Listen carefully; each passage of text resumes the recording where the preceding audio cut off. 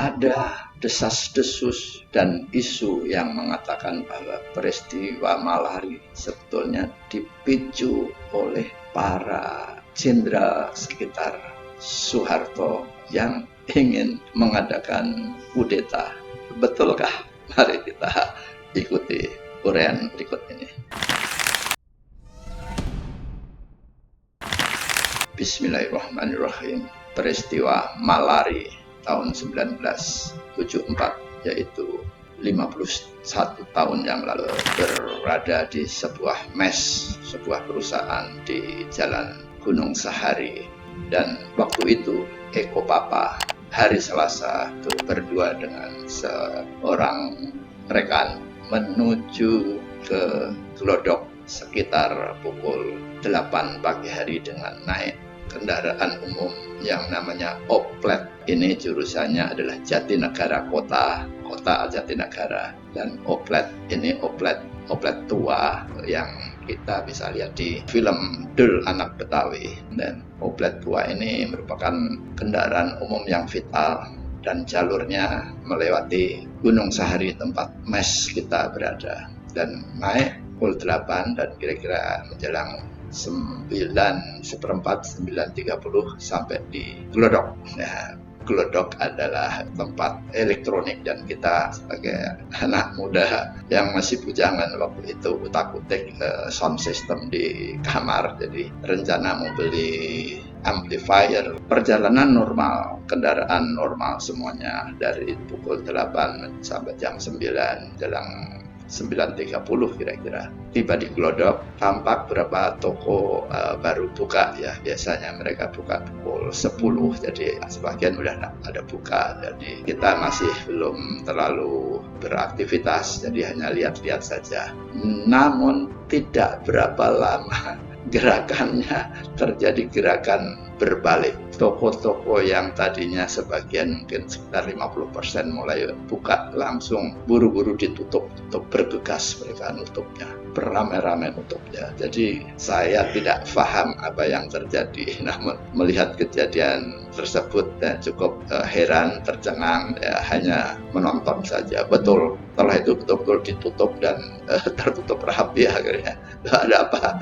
Baru ketahuan, kedengaran ada demo gitu, ada suara-suara ada demo, dan jadi turun dan rencana toko sekitar Glodok pun juga sudah tutup semuanya, dan akhirnya pulang ya, nyegat Oplet lagi mau pulang, dan di situ baru realize bahwa sudah tidak ada kendaraan umum yang lewat, dan tertampak banyak mobil-mobil dijungkar balikan dan sebagian dibakar, dan utamanya mobil-mobil merek Jepang, yaitu mobil-mobil Toyota, Daihatsu dan lain sebagainya, merek-merek Suzuki. Mungkin waktu itu sudah ada mobil Suzuki kecil gitu. Nah, jadi setelah hal tersebut terjadi, ya akhirnya kita jalan kaki. Ya gimana nih, kita pulang jalan kaki karena sama sekali jalan tumpah ruah manusia, para pendemo, dan tentunya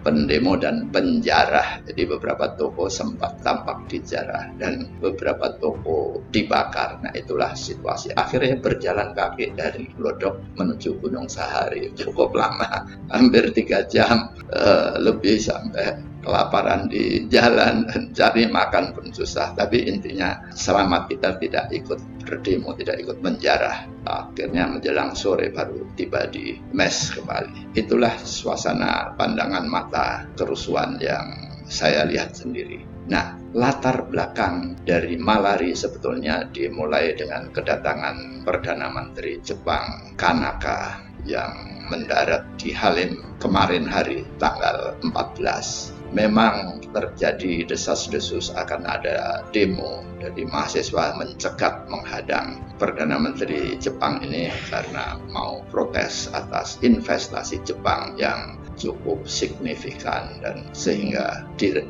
dirasa itu menjadikan sebuah perimbangan pergerakan perekonomian yang tidak sepadan. Demikian ulasan dari para analis. Jadi mereka memprotes investasi Jepang yang terlalu berlebihan dan semuanya di ACC, di approve. Nah, protes mahasiswa tersebut mungkin sebetulnya dilandasi dari berbagai demo-demo sebelumnya dan merupakan protes-protes dari kejadian sebelumnya.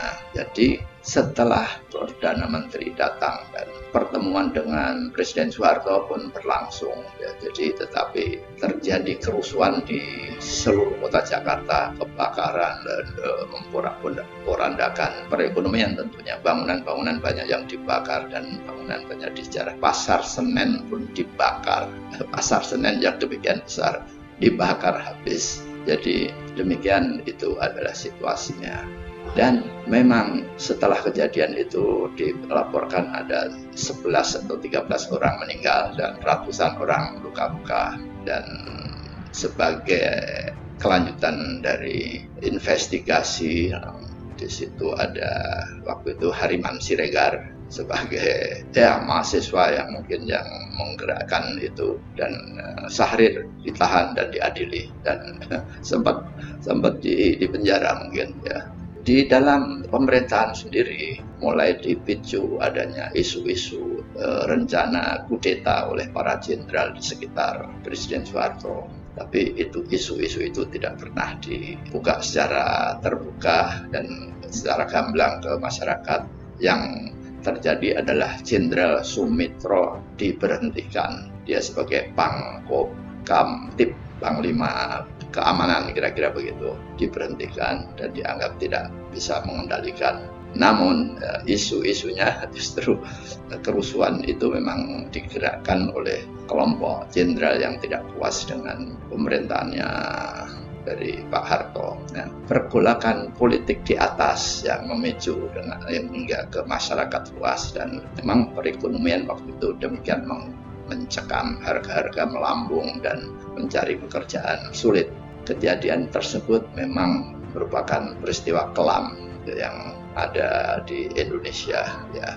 Jadi bagi sebagian masyarakat kita, karena ini peristiwanya sudah 50 tahun lebih, jadi mungkin apabila video ini ditonton di YouTube ini sebagai refreshing atau informasi bahwa pernah terjadi kerusuhan yang cukup hebat di kota Jakarta. Bagi kelompok yang senior yang sebaya dengan saya, mungkin video ini bisa merefresh ingatannya dulu sedang ada di mana dan kejadiannya bagaimana, kira-kira begitu. Dan apabila kejadian ini diperbandingkan dengan kerusuhan 98, mungkin skala dan magnitudenya mungkin 11-12 mirip-mirip, tetapi nuansanya berbeda. Jadi demikian cerita singkat mengenai Malapetaka 15 Januari.